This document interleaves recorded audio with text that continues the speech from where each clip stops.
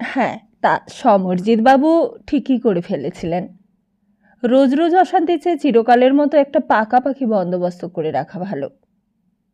যেদিন রানাঘাট স্টেশনে সদানন্দকে দেখেছিলেন, সেদিন থেকেই একটা ক্ষীণ ইচ্ছে তার মনের মধ্যে বাসা বাঁধতে শুরু করেছিল। তারপর বাড়িতে অশান্তিটা যত বেড়েছে, ততই সেই ইচ্ছেটা আরও বড় হয়েছে, আরও মনের মধ্যে দৃঢ়মূল হয়েছে। পৈতৃক সম্পত্তিটার কথা ভেবেই একদিন নিজের করে নিয়েছিলেন তার খোকাকে। ভেবেছিলেন স্বভাব চরিত্র ভালো, বংশটাও ভদ্র। এক বিধবা ছাড়া তখন খোকার আর কেউ ছিল না। যতদিন বুড়িমা বেঁচে ছিল ততদিন তাকে মাসে মাসে 500 টাকা পাঠিয়েছেন। তারপর যেদিন তিনি মারা গিয়েছেন, তখন থেকে মুক্তি। নমস্কার, আমরা শুনছি কথাশিল্পী বিমল মিত্রের লেখা উপন্যাস আসামি হাজিরের 2য় খণ্ড। তাহলে আসুন শুনে নিই আজকের পর্বে কি আছে। একদিন খোকা এসে সামনে দাঁড়ালো। সমরজিৎবাবু বললেন, কি হলো, কিছু চাই তোমার? খোকা বললে, না, কিছুই চায় না। তাহলে? আমি একটা চাকরি নিয়েছি। চাকরি? চাকরি শুনে সেদিন বিস্মিত হয়ে উঠেছিলেন সমরজিৎবাবু। বললেন, চাকরি নিয়েছো মানে? কে তোমায় চাকরি নিতে বলেছে? কিসের চাকরি? পুলিশের। পুলিশের চাকরি? সমরজিৎবাবু তখনও যেন বিস্ময়টার সীমা রইল না। বললেন, তা হঠাৎ যে তুমি চাকরি নিলে? কত মাইনে? 150 টাকা। 150 টাকা মাইনে নিয়ে কি তুমি রাজা হবে? আমি তো চারিদিকে চাঁদা দিই মাসে 150 টাকা করে। আর তুমি এই বাড়ির ছেলে হয়ে কিনা 150 টাকা মাইনে চাকরি করবে? গৃহিণী গোলমাল শুনে ঘরে এসে দাঁড়ালো। বললেন, কি হয়েছে গো, কি বলছো খোকাকে? সমরজিৎবাবু বললেন, ওই দেখো, তোমার ছেলে 150 টাকা মাইনের পুলিশের চাকরি নিয়েছে। গৃহিণী বললেন, সে কি রে খোকা, তোকে চাকরি নিতে কে বললে? খোকা বললে, কেউ বলেনি। কেউ বলেনি তো চাকরি নিতে গেলি কেন? দরখাস্ত করেছিলি? না। অন্য ছেলের বাবা মারা ছেলের চাকরি পাওয়ার খবরে খুশি হয়। খুশি হয়ে কালী বাড়িতে গিয়ে পুজো দেয়। কিন্তু এই বাড়িতে সেই দিন উল্টো হয়েছিল। ছেলের চাকরি পাওয়ার খবর যেন তাদের কাছে শোক সংবাদ বলে মনে হয়েছিল। খোকা রোজ ময়দানে ফুটবল খেলতে যেত। সেখান থেকেই একদিন এক বন্ধুর সঙ্গে তাদের বাড়ি গিয়েছিল। বন্ধুর বাবা পুলিশের একজন বড় অফিসার। খোকার স্বাস্থ্য দেখে তার খুব ভালো লেগেছিল। বলেছিলেন, তুমি চাকরি করবে? কি খেয়াল হয়েছিল খোকার কে জানে, বলেছিল হ্যাঁ। বলতে গেলে খোকা সেই স্বাস্থ্য দেখেই চাকরি, আর তার সঙ্গে তার ফুটবল খেলতে পারার গুণ। সমরজিৎবাবুও যে তার নিজের ছেলে করে নিয়েছেন তাকে, সেও তার স্বাস্থ্যই। অন্য লোকের যে জিনিসটা থাকলে জীবনে সুখ হয়, খোকার কাছে সেই জিনিসটাই শেষ পর্যন্ত কাল হয়ে উঠল। প্রথম দিকে সমরজিৎবাবু বলেছিলেন, তুমি চাকরিটা ছেড়ে দাও, তোমার চেয়ে যাদের অবস্থা আরও খারাপ তারা এই চাকরিটা পেলে বেঁচে যাবে। কিন্তু খোকার মনের মধ্যে তখন ক্ষমতার লোভ। বাড়িতে বসে বসে খাওয়ার মধ্যে আরাম থাকলেও কোনো ক্ষমতা নেই। চাকরিতে ক্ষমতা আছে। 10 জনকে হুকুম করতে পারবে, 10 জনের ভয় ভক্তি হবে, চোর গুন্ডা বদমাইশেরাও খাতির করবে। তখন একদিন সমরজিৎবাবু দেখলেন ছেলে রাত করে বাড়ি ফিরছে, আবার কোনো দিন রাত্রে বাড়িও ফিরছে না। জিজ্ঞেস করলে বলে ডিউটি ছিল।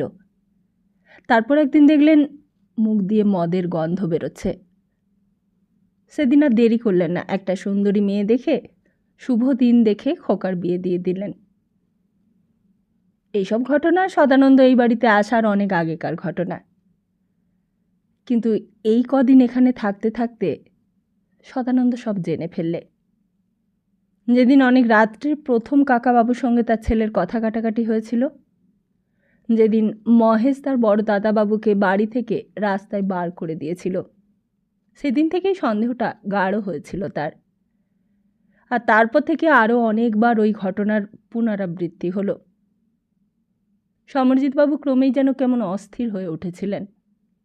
ভালো করে আগের মতো কথা বলতেন না সদানন্দের সঙ্গে।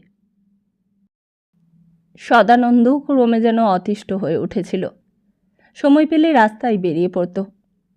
কোথায় সেই নবাবগঞ্জের ফাঁকা আবহাওয়া, আর কোথায় এই ঘিঞ্জি শহরের গোলমাল। কদিন আগেই এখানে দাঙ্গা হয়ে গিয়েছে। চলতে ফিরতে ভয় করে সকলের। তবু বাড়ি থেকে না বেরিয়েও কেউ থাকতে পারে না। কিন্তু এই শহর ছাড়া কোথায় বা যাবে সে? বাড়ি থেকে যখন বেরিয়েছিল তখন কিছু ঠিক ছিল না, সে কোথায় যাবে। কিন্তু ঘটনাচক্রে যখন সে এখানে এসেই পড়েছে, তখন আর সে কী কাজ করবে? এই পৃথিবীটাই হয়তো এমনি। এখানে পরস্পরের সঙ্গে পরস্পরের কেবলই প্রয়োজনের সম্পর্ক ছাড়া আর কোনো সম্পর্ক নেই। প্রয়োজন থাকলে তোমার সঙ্গে আমি কথা বলবো, তোমার সঙ্গে আমি এক বিছানায় শোব। প্রয়োজন ফুরিয়ে গেলেই আমি আবার তোমাকে দূর করে দেব।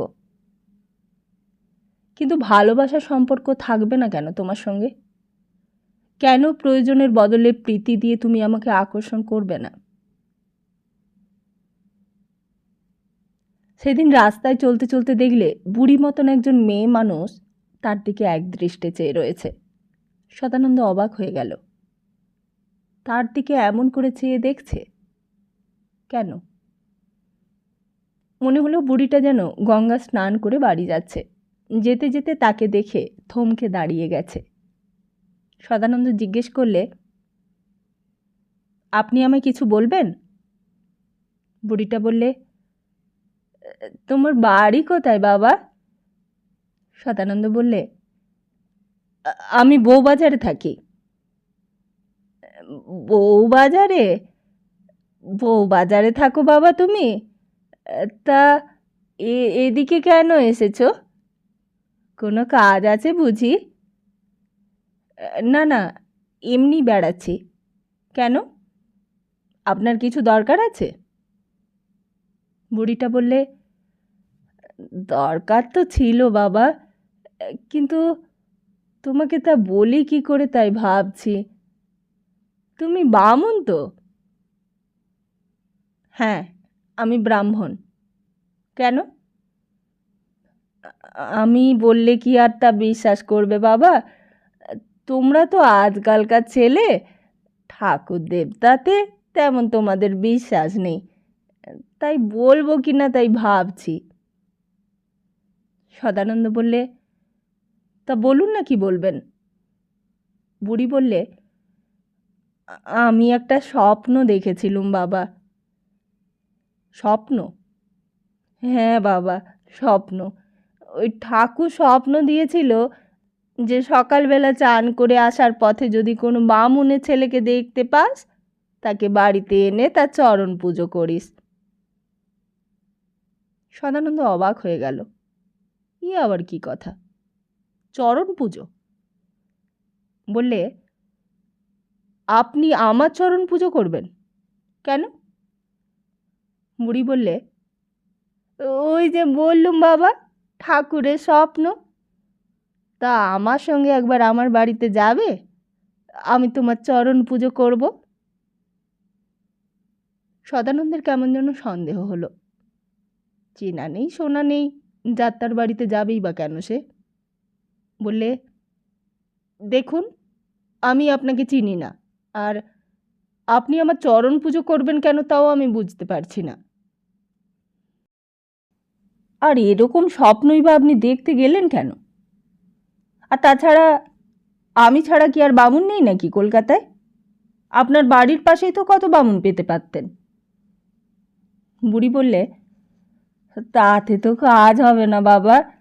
চান করে উঠেই যে আমি তোমার মতো বামুনকে প্রথম দেখেছি।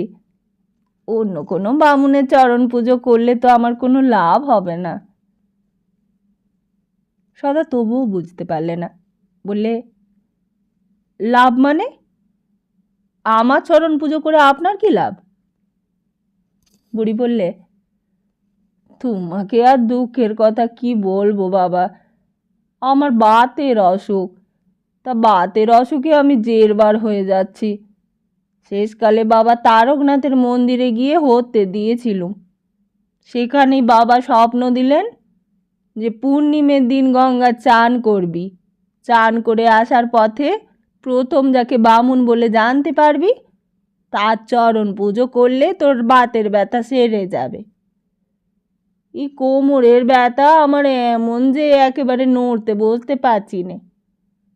তা তুমি বাবা আমার এই উপকারটা করতে পারবে না? কি যেন এক অদ্ভুত প্রস্তাব। এমন ঘটনা সদানন্দ জীবনে কখনো শোনেনি কারো কাছে। বললে, আমার চরণ পুজো কি করে করবেন? কতক্ষণ সময় লাগবে? বেশিক্ষণ তোমায় কষ্ট দেব না বাবা, তোমার পায়ে ফুল গঙ্গা জল দিয়ে পেয়ের নাম করব, আর বাজারের মিষ্টি এনে তোমাকে দেব, আর তুমি পেশাদ করে দেবে। 0.5 ঘন্টার মধ্যেই তোমায় আমি ছেড়ে দেব বাবা, বেশি সময় লাগবে না। তা আপনার বাড়ি এখান থেকে কত দূর?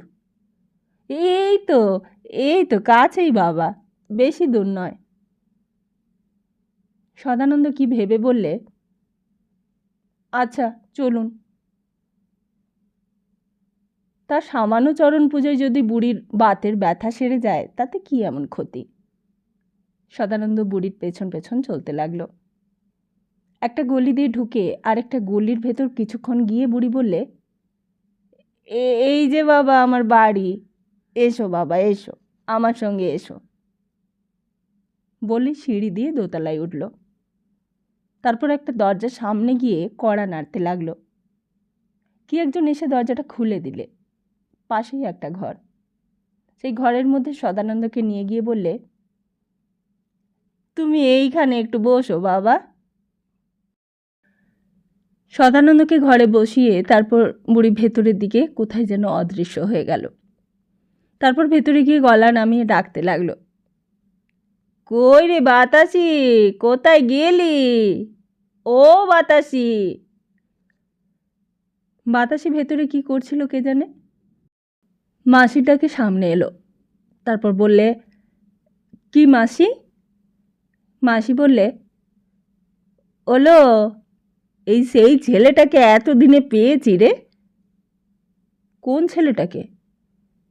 মাসি বললে, সেই যে ওই সেইবার খোঁজ খবর করবার জন্য তোকে দিয়ে বড়বাবুকে একটা ছবি দেখিয়েছিলাম, সেই যে আমার প্রকাশ ছেলের কাছ থেকে আগাম 100 টাকা নিয়েছিলুম, পরে আরও 900 টাকা দেবার কথা আছে। তোর মনে পড়ছে না? তা কি করে চিনতে পারলে তাকে?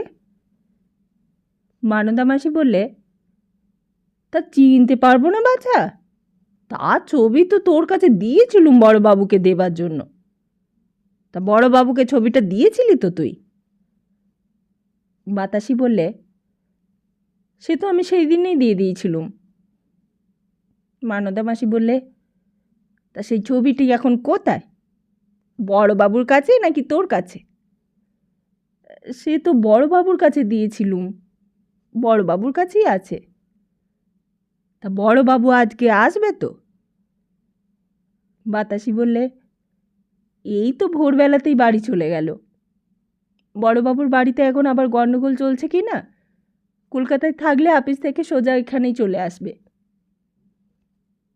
মানদা মাসি বললে, এখন ছেলেটাকে তো বুজুং দিয়ে তোর বাইরের ঘরে এনে বসিয়ে রেখেছি, যতক্ষণ না বড়বাবু আসে ততক্ষণ তোর এখানে আটকে রাখতে পারবি না।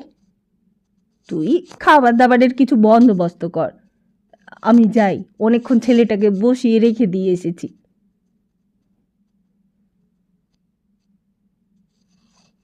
সমরজিৎ বাবুর পূর্বপুরুষ যেমন গ্রামের জমি জমা করেছিলেন, তেমনি বুঝেছিলেন যে গ্রামে যত জমি জমাই থাক, কলকাতায় একটা সম্পত্তি করতেই হবে। ভাড়া যখন উপচে পড়ে তখন বাড়তি সম্পত্তি কোথায় লগ্নি করব তার সমস্যা উদয় হয়। আর সেই আদিকালেই এই বউবাজার অঞ্চলে এই বাড়িটার উদ্ভব হয় সে কারণেই। তখন কর্তারা থাকতেন গ্রামে। গ্রামের জমি জমা থেকে গ্রাস আচ্ছাদন আসত। কিন্তু ছেলেদের লেখাপড়া করতে থাকতে হলে কলকাতায় থাকতে হবে। তখন এই আজকালকার মতন হোস্টেল, বোর্ডিং এইসব থাকলেও কর্তা ব্যক্তিরা সেইখানে ছেলেদের পাঠিয়ে নিশ্চিন্ত হতে পারতেন না। খাওয়ার কষ্ট, থাকার কষ্ট ছাড়াও আরও ছিল আরেকটা ভয়, আর সেটা হচ্ছে কুসঙ্গে পড়ে খ্রিস্টান কিংবা ব্রাহ্ম হয়ে যাবার ভয়। আর তারপর আছে চরিত্রহানির আশঙ্কা। তার সমরজিৎবাবুর পূর্বপুরুষরা তাই কেউ এখান থেকে লেখাপড়া করবার সময় অন্য ছেলেদের মতো কুসঙ্গে পড়ে মদ্যপান যেমন করেননি, তেমনি খ্রিস্টানও হননি কিংবা ব্রাহ্মও হননি। বরং দেবতী যে ভক্তি আর পুজো পার্বণের প্রতি আসক্তি তাঁদের উত্তরোত্তর বেড়ে এসেছে। সেই বংশের শেষ পুরুষ হচ্ছেন সমরজিৎবাবু। আর সেই সমরজিৎবাবু একাই তখন অতি কষ্টে বংশের ঐতিহ্যটা টানতে টানতে এত দূরে টেনে নিয়ে এসেছিলেন। কোথাও বন্যা কিংবা দুর্ভিক্ষ হলে মনে কষ্ট হতো। বাপ পিতামহের টাকা এইসব কাজে ব্যয় করতে পারলে মনে হতো যেন তিনি টাকার একটা সৎ ব্যবহার করছেন। আর এছাড়াও ছিল দান। সৎ উদ্দেশ্য দাতব্য করতে তার আপত্তি হতো না। রামকৃষ্ণ মিশনের যতগুলো শাখা আছে সবগুলোতেই মাঝে মাঝে টাকা পাঠাতেন। টাকা পাঠিয়ে মনের কষ্ট লাঘব করতে পেরে যেন মনে মনে পরিত্রাণ পেতেন। কিন্তু উদ্বেগ ছিল ওই একটা বিষয় নিয়ে। ছেলে ফুটবল খেলতে পারে ভালো, এই খবরটা শুনে তার ভালোও লেগেছিল। খেলার জন্য স্কুল থেকে পাওনা অনেক মেডেল দেখে তিনি তাকে বরাবর উৎসাহই দিয়েছিলেন। কিন্তু যেই দিন সেই ছেলে আবার প্রথম মাতাল হয়ে বাড়িতে ঢুকল, সেই দিনই তার টনক নড়ল।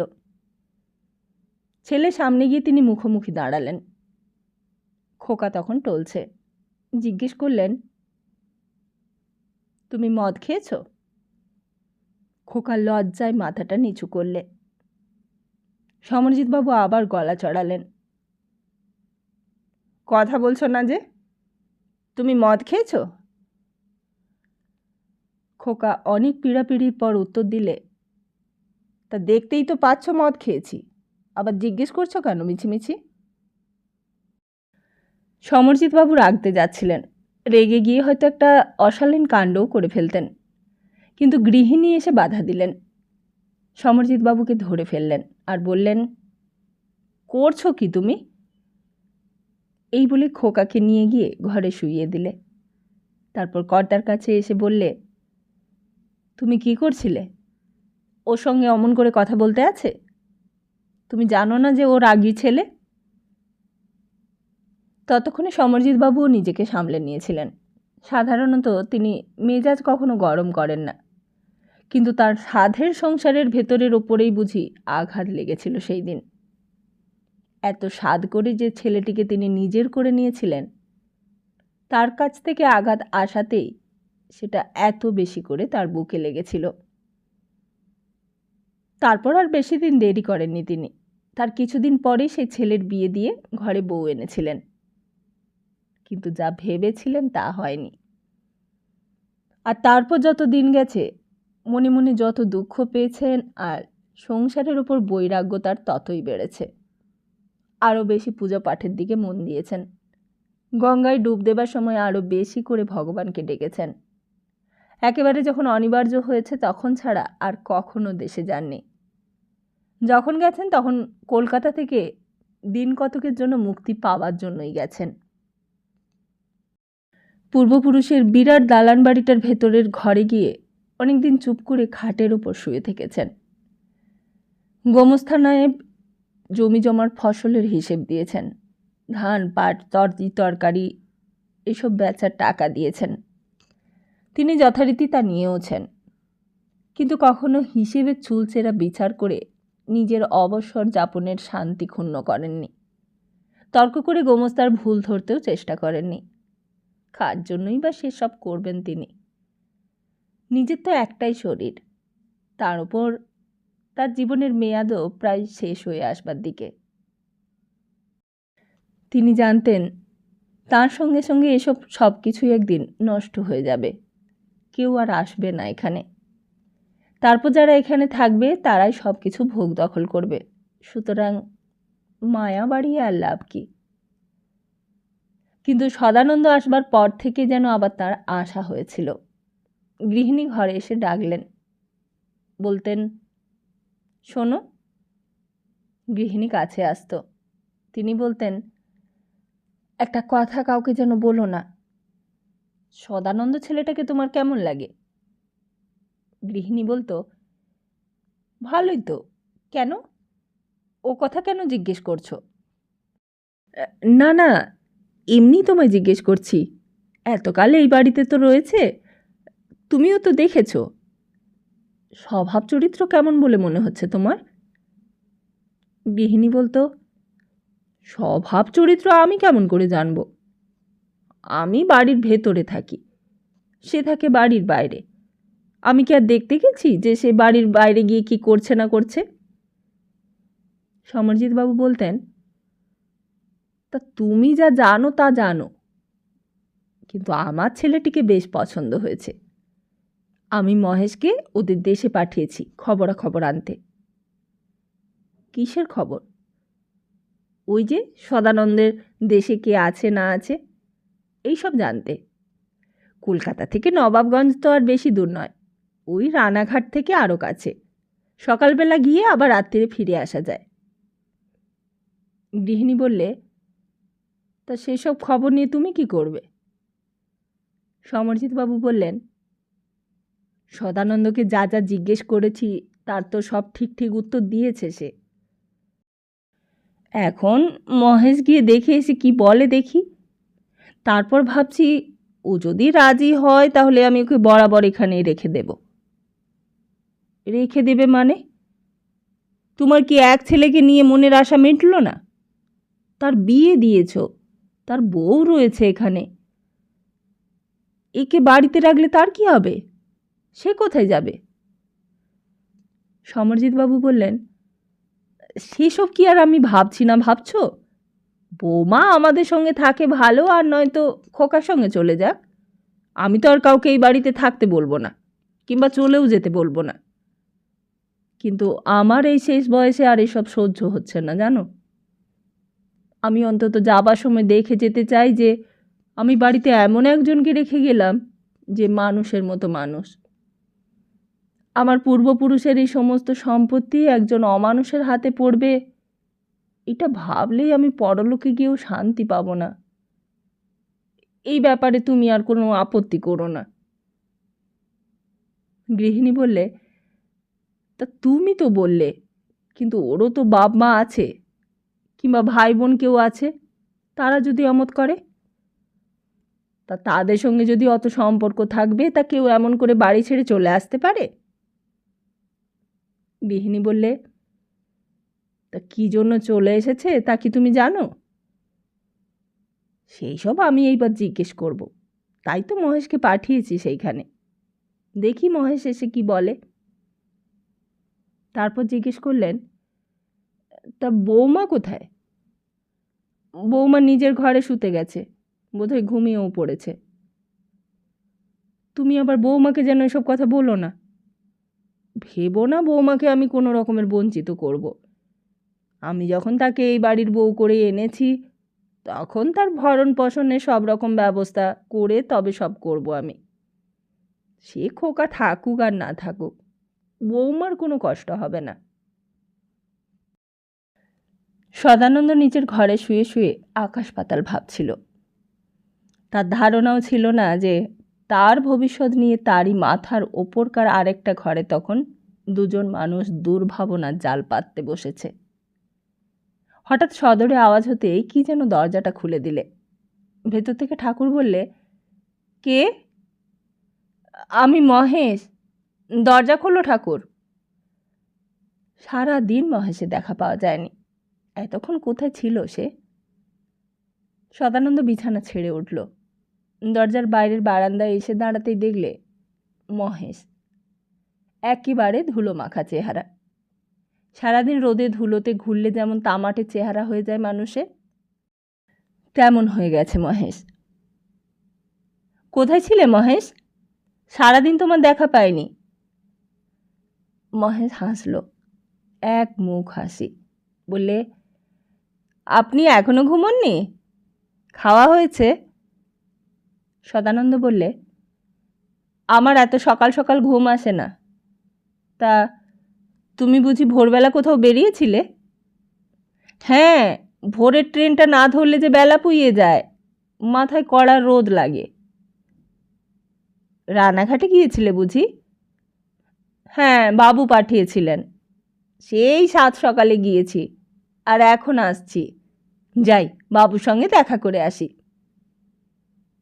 বলেই মহেশ সিঁড়ি দিয়ে উপরে উঠে গেল। সদানন্দ আবার নিজের ঘরের মধ্যে এসে বিছানায় শুয়ে পড়ল, কিন্তু ঘুম এলো না। রানাঘাট, মহেশ রানাঘাটে গিয়েছিল। রানাঘাটের আর 4টে স্টেশন পেরোলেই রেলবাজার। রেলবাজারে নেমে 5 মাইল হেঁটে পার হলেই নবাবগঞ্জ। নবাবগঞ্জের কথাটা মনে পড়তেই সদানন্দ যেন একেবারে সশরীরে সেইখানে চলে গেছে। মনে হলো বাড়িটা সামনে গিয়ে এসে দাঁড়িয়েছে। বিরাট সমারোহ চারিদিকে, কিসের যেন উৎসব চলছে ভেতরে। সে যে বাড়ি ছেড়ে চলে এসেছে তার জন্য যেন সেখানে কোথাও কোনো দুঃখ নেই, কোনো অনুতাপ অনুশোচনা কিচ্ছু নেই। বেশ সুখেই আছে সবাই। বারাড়িতলা সেই চণ্ডী মণ্ডপের মন্দিরের পাশে নিতাই হালদাদের দোকানের মাচার ওপর বসে তখনও সবাই তাস খেলছে। এ কি হলো? এমনটা তো হবার কথা নয়। এত বড় আঘাত সে নিজের মাথায় তুলে নিলে, এত বড় আঘাত সে সকলকে দিতে চাইলে, অথচ কারোর মনে কোনো দাগ লাগলো না। সে তো সকলের ভালোর জন্যই, সকলের মঙ্গলের জন্যই এই আচরণ করেছিল। হঠাৎই নজরে পড়ল নয়নতারা দাঁড়িয়ে আছে। নয়নতারার পরনে একখানা বেনারসি শাড়ি, বিয়ের সময় যেই বেনারসিটা সে পরেছিল সেইটা। সিঁথির সামনে জলজল করছে সিঁদুর। সদানন্দ নয়নতারা দৃষ্টি এড়িয়ে চলে আসছিল, কিন্তু নয়নতারা দেখতে পেয়ে গেছে। একেবারে সামনে এসে পথ আটকে সে দাঁড়িয়েছে। বললে, তুমি? সদানন্দ কোনো কথারই জবাব দিলে না। তুমি তো চলে গিয়েছিলে, আবার এলে যে? সদানন্দ চারিদিকে চেয়ে বললে, এখন দেখছি না এলেই ভালো হতো হয়তো। কেন? আমি চলে গেলুম বলে তো কোথাও কোনো ব্যতিক্রম নেই, কোনো দুঃখ, কোনো ফাঁক, কিছুই তো নেই। তুমিও তো আর সেই রকম নেই। নয়নতারা বললে, কেন? কেন থাকবো সেরকম? তুমি কি ভেবেছিলে তুমি না থাকলে পৃথিবী চলাটা বন্ধ হয়ে যাবে? আকাশে চন্দ্র সূর্য আর উঠবে না? নাকি আমিও আর সিঁথিতে সিঁদুর দেব না? আমি বেনারসি শাড়ি পরব না? কি ভেবেছিলে তুমি? ভেবেছিলে তুমি চলে যাবার সঙ্গে সঙ্গে সব ওলটপালট হয়ে যাবে? সদানন্দ বললে, না, আমারই ভুল হয়েছিল। নয়নতারা বললে, হ্যাঁ, না, শুধু ভুল নয়, তোমার অন্যায় হয়েছিল। কিন্তু তোমার ভুলের জন্য আমি ভুগতে রাজি নই। তোমার অন্যায়ের ভাগ আমি নিতে রাজি নই, এটা জেনে রেখো। তুমি ভেবেছিলে সকলের তালে তাল না দিয়ে তুমি অক্ষয় কীর্তি রেখে যাবে। তা হবে না। পৃথিবী তোমাকে তা হতে দেবে না। আমিও তোমাকে তথাগত বুদ্ধদেব হতে দেব না, শ্রী চৈতন্যদেব হতে দেব না।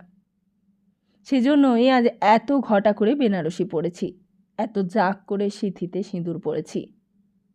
এই বাড়িতেও তাই এত বেশি ঘটা করে আজ লক্ষ্মী পুজো হচ্ছে। দেখছই তো, তুমি থাকবার সময় যত ঘটা করে হতো তার চেয়েও বেশি ঘটা করে হচ্ছে তুমি চলে যাবার পর। দাদাবাবু, দাদাবাবু! হঠাৎ ঘরে দরজার ধাক্কার শব্দে সদানন্দের তন্দ্রা ভেঙে গেল। তবে কি স্বপ্ন দেখছিল সে এতক্ষণ? এইটুকুর মধ্যে এতখানি স্বপ্ন দেখে ফেললে সে? আর যাদের চিরকালের মতো সে ত্যাগ করে এসেছে যাকে ত্যাগ করে চরম আঘাত দিয়েছে, যার জীবন নষ্ট করে দিয়ে সে নিরুদ্দেশ অনিশ্চয়তার মধ্যে নিজের পরিত্রাণ খুঁজেছে, তাদের স্বপ্নই কি এমন করে দেখতে হয় এই সময়? দাদাবাবু, দাদাবাবু! সদানন্দ বিছানা ছেড়ে উঠে দরজার খিলটা খুলে দিতেই দেখলে মহেশ সামনে দাঁড়িয়ে আছে। মহেশ সারাদিন রানাঘাটে কাটিয়ে এসেছে। ট্রেনে গেছে, এসেছে, মুখ হাত পা তখনও ধোয়া হয়নি। সেই অবস্থাতেই ওপরে বাবুর সঙ্গে কথা বলেছে। তারপর সেখান থেকে আবার তাকে ডাকতে এসেছে। বললে, আপনি ঘুমিয়ে পড়েছিলেন নাকি?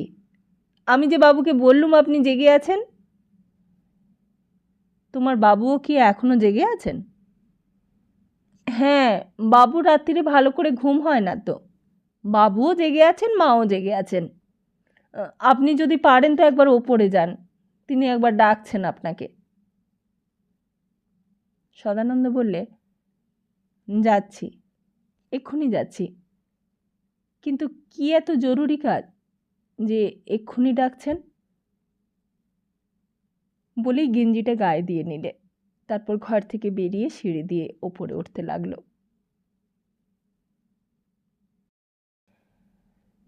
আসলে সেদিন সকাল থেকেই মনির ভেতর বড় অস্থিরতা অনুভব করছিলেন সমরজিৎ বাবু। মহেশকে পাঠিয়েছিলেন নবাবগঞ্জে। সারাদিনের পর যখন সন্ধে হলো তখন একবার ঘড়ি দেখলেন। তারপর যখন রাত 8টা বাজলো তখন আর একবার ঘড়ি দেখলেন। তারপর রাত 9টা বাজলো, 10টা বাজলো। খাওয়া দাওয়ার পর সবাই শুয়ে পড়ল। গৃহিণী ঘরে আসতে জিজ্ঞেস করলেন, মহেশ এখনো এলো না কেন বলো তো? তা ভাবলেন হয়তো ট্রেন লেট করেছে। তারপর যখন অনেক রাত্রে মহেশ এলো তখন স্বস্তির নিঃশ্বাস ছাড়লেন। বললেন, কি রে, কি হলো? নবাবগঞ্জে গিয়েছিলি? মহেশ বললে, হ্যাঁ বাবু, গিয়েছিলুম। তা নবাবগঞ্জ কি আর এখানে? রেলবাজারে নেমে 5 ক্রোশ রাস্তা, গিয়ে পৌঁছতেই তো 2 ঘন্টা কেটে গেল। তারপর গিয়ে কি দেখলি তাই বল। দাদাবাবু যা বলেছে সব সত্যি? হরনারায়ণ চৌধুরী বলে কেউ আছে সেখানে? তা কত বড় বাড়ি দেখলি? জমিদার তারা? মহেশ বললে, না বাবু, তারা ওখানে কেউ নেই। কেউ নেই মানে? তাহলে কি সব মিথ্যে কথা বলেছে নাকি? মহেশ বললে, আগে না বাবু, মিথ্যে কথা নয়। দাদাবাবু যা বলেছে সব সত্যি।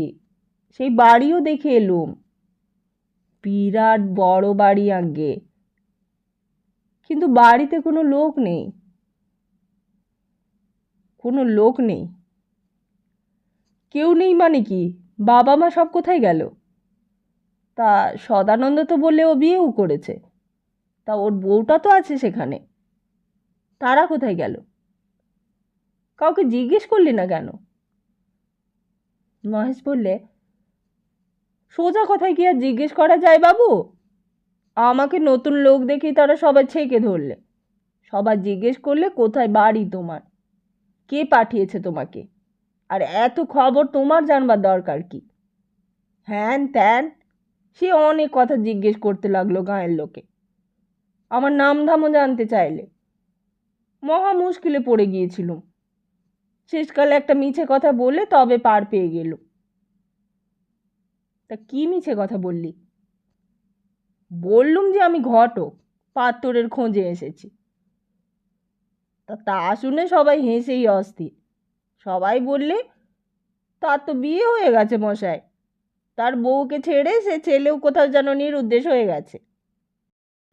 সমরজিৎ বাবু বললেন, আর অবস্থা কেমন দেখলি ওদের? মহেশ বললে, অবস্থা খুব ভালো বাবু, জমি জমার নাকি শেষ নেই, লাখ লাখ টাকার সম্পত্তি, কিন্তু খাবার লোক দ্বিতীয় কেউ নেই। তা বাবা মা কোথায় গেছে কিছু শুনলি? মহেশ বললে, শুনলুম তো ঠাকুর দাদা নাকি মারা গেছে, আর মাও ওই মাসের আগেই নাকি মারা গেছে। বাপ ছিল, কিন্তু তিনিও নাকি চলে গেছেন সুলতানপুরে। সুলতানপুর? সে আবার কোথায়? মহেশ বললে, ভাগলপুরে, ভাগলপুরে। ওই ভাগলপুরের কাছে সুলতানপুরে নাকি দাদাবাবুর মামা বাড়ি। তা দাদামশাইয়ের কোনো ছেলে নেই, তাই জামাই সেইখানে গিয়ে দেখাশুনো করছে। তারও নাকি ভীষণ অসুখ। তা সবাই বললে দাদামশাইয়ের আর বাপের সম্পত্তির একমাত্র ওয়ারিসেন কিনা একমাত্র দাদাবাবুই। সমরজিৎ বাবু সমস্ত শুনলেন। সদানন্দ যা যা বলেছিল তা সবই বর্ণে বর্ণে মিলে গেল। এতটুকু এদিক ওদিক হলো না। তারপর গৃহিণীর দিকে চাইলেন, বললেন, দেখলে তো, শুনলে তো সব? আমি বলেছিলুম না যে সদানন্দ মিছে কথা বলবার ছেলেই নয়। তারপর মহেশের দিকে চেয়ে বললেন, তা হ্যাঁ রে, দাদাবাবু কি এখনো জেগে আছে নাকি ঘুমিয়ে পড়েছে? আগে দেখলুম তো জেগে আছেন। তাহলে একবার আমার কাছে ডেকে দে তো, বলবি যে আমি একবার ডাকছি। মহেশ চলে গেল। মহেশ চলে গেলে গৃহিণী বললে, এত রাত্রিরে আবার কেন ডেকে পাঠাচ্ছ? সমরজিৎ বাবু বললেন, আমি সব ঠিক করে ফেলেছি। কি ঠিক করেছ? ও আমি সদানন্দকে এখানেই রেখে দেব। অনেক দিন ধরেই ঠিক করেছিলুম, কিন্তু কাউকে কিছু বলিনি। যেদিন রানাঘাট থেকে আসছিলুম সেই দিনই আমার অবাক লেগেছে। কেউ তো অমন করে কারো জিনিসের জন্য ঝুঁকি নেয় না। আর জিনিসটা ও নিয়ে নিলেই বা আমি কি করতুম? তাই এবার আমি আর কোনো কথাই শুনব না। গৃহিণী বললে, বামুনের ছেলে তোমার এখানে থাকতে রাজি কেন হবে? আর ঠিক সেই সময় সদানন্দ এসে ঘরের সামনে দাঁড়ালো। বললে, আমাকে ডেকেছিলেন কাকাবাবু? সমরজিৎবাবু বিছানার ওপর বসেছিলেন। বললেন, এসো এসো, এই চেয়ারটাতে বসো। সদানন্দ তখনও কিছুই বুঝতে পারেনি। সে সোজা একটা চেয়ারের ওপর গিয়ে বসল। সমরজিৎবাবু বললেন, আসলে একটা কথা তোমাকে অনেক দিন ধরে বলবো বলবো করছি, কিন্তু ঠিক বলা হয়ে উঠছে না। তুমি আমার কাছে অনেক দিন ধরে একটা চাকরির কথা বলছিলে। আমিও তোমাকে কথা দিয়েছিলুম যে তোমার একটা চাকরি করে দেব। কিন্তু তুমি তো এই বাড়িতে অনেক দিনই আছো বাবা, আর আমাদেরকেও দেখছো। তা আমার যা টাকা কড়ি দেশে জমি জমা আছে, তাতে চাকরি আমাকে কোনোদিনই করতে হয়নি। আর শুধু আমার নয়, ওই আমার ছেলে, ওরও চাকরি না করলেও চলতো, কিন্তু ও আমার অমতেই চাকরিটা নিয়েছে। চাকরি নিয়েছে বলে আমার তাতে কোনো দুঃখ নেই।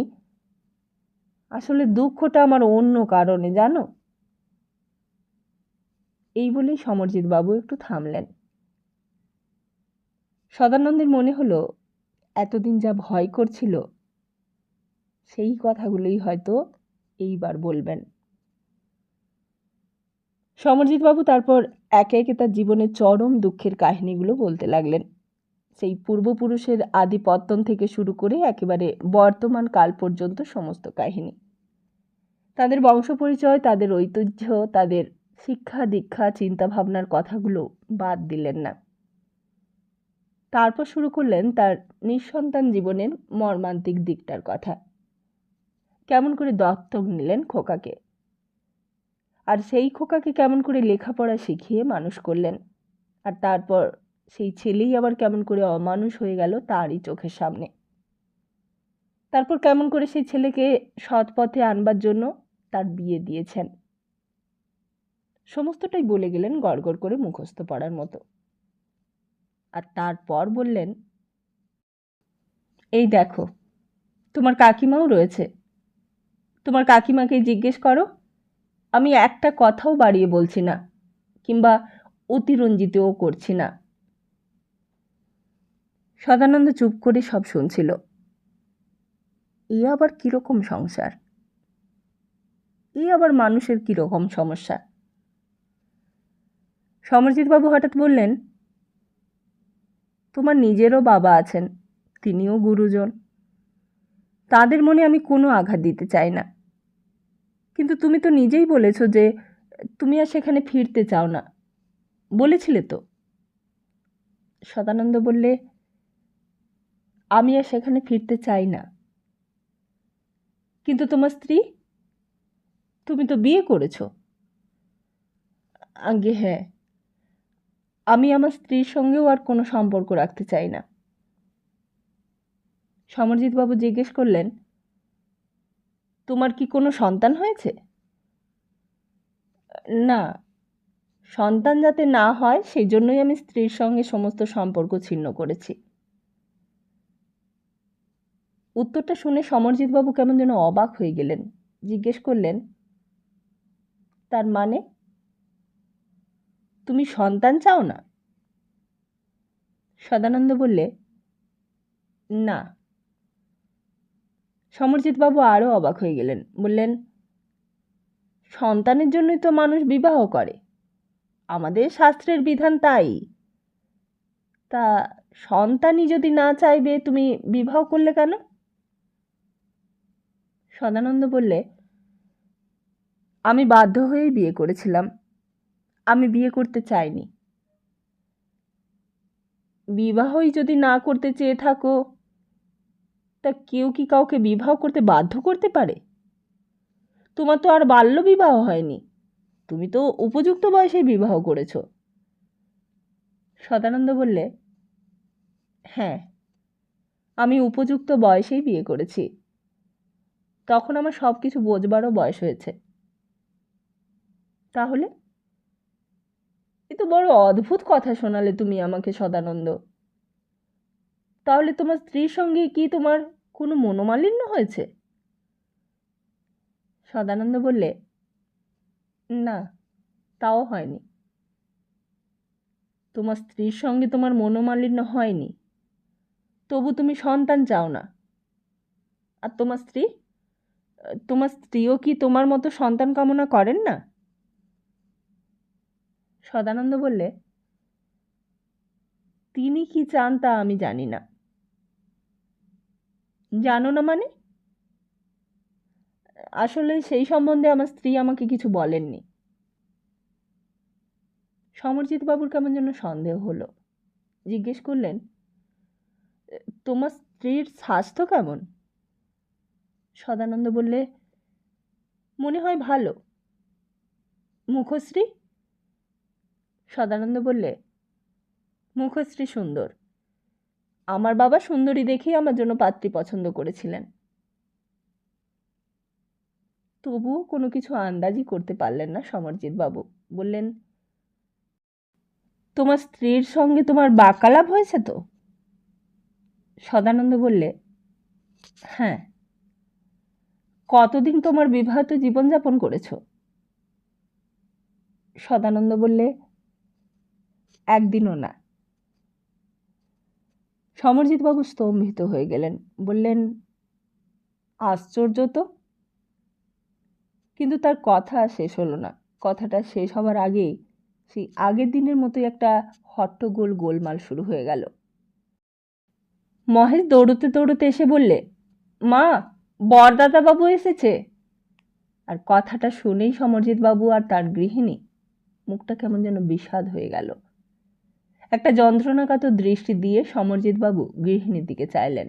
বললেন, তুমি বৌমাকে গিয়ে বলো যে দরজায় খিল দিয়ে দিতে, আমি নিচে যাচ্ছি। বলেই তিনি শশব্যস্ত হয়ে বিছানা ছেড়ে উঠলেন। সদানন্দ এরপর আর সেখানে দাঁড়ালো না, সোজা নিজের ঘরে চলে এসে দরজায় খিল দিয়ে দিল।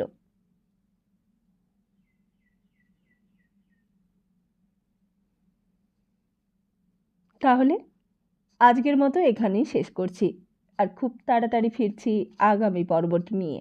ততদিন ভালো থাকুন, সুস্থ থাকুন, আর সবাইকে ভালো রাখুন। নমস্কার।